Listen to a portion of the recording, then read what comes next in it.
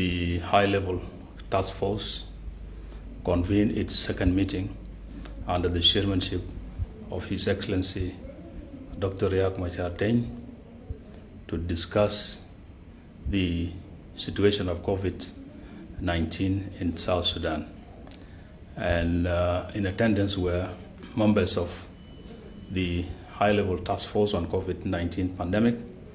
And the meeting discussed a number of issues, including assessing the risk of COVID-19 in South Sudan. And after having considered the current situation in countries around us and having observed or realized the risk posed by the continuing operations of regional airlines in South Sudan and the risk these airplanes carry with them to South Sudan, the task force resolved the following on the restriction of movement of people. 1, closure of Juba International Airport and all other international airports in the country in the face of all international flights. And therefore, all international flights destined to and from South Sudan, Juba International Airport are advised to cease their operations by midnight on Monday, 23rd March 2020, meaning tonight at midnight, these operators must cease to fly into South Sudan and outside South Sudan. However, the following operations will be exempt. 1, food cargo flights. 2, aircrafts in a state of emergency. 3, flights passing through South Sudan airspace to destinations further afield. D, humanitarian aid operations, including medical and relief flights. Alternate airdromes identified in the flight plan, including extended diversion time operations. Technical landings, provided that passengers do not disembark.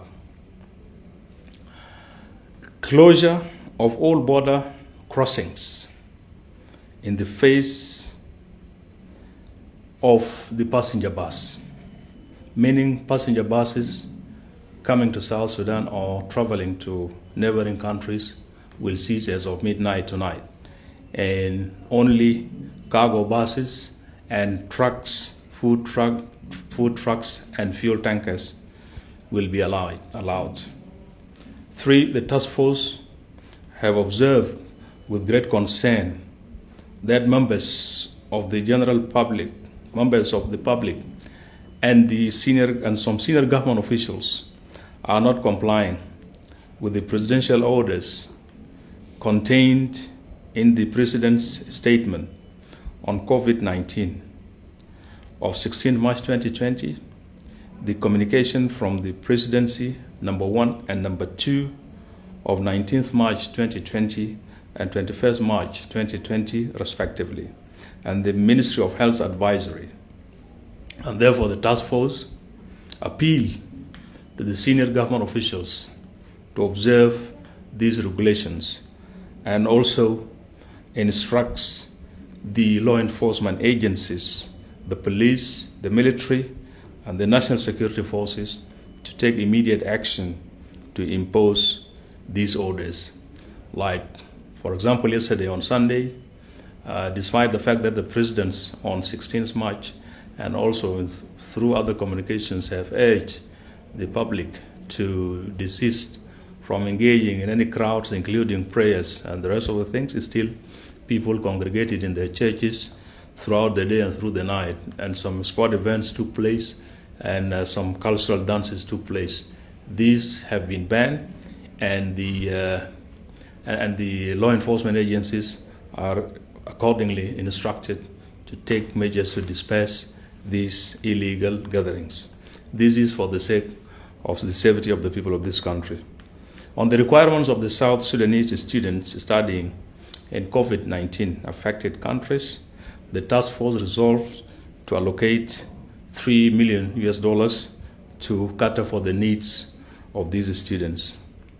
And also, the task force has resolved to reconstitute the secretariat to add additional experts in the relevant field. And the task force also welcomes the offer by the Mission Aviation Fellowship to offer their services to support the government of South Sudan in regards to mitigating the risk of coronavirus in South Sudan. The task force further welcomes the announcement today by the United States Ambassador to South Sudan, His Excellency Thomas Hoshik, that South Sudan will be among other countries who shall benefit from the 100 million pledge by the US to fight the coronavirus pandemic across the world. And the task force further urges the traders and the public not to panic, because as we close the borders, there's also exemption to the flow of cargo and good trucks and fuel trucks into the country. The task force also decided to co-opt the ministers of Foreign Affairs and International Cooperation and the Humanitarian Affairs into the high-level task force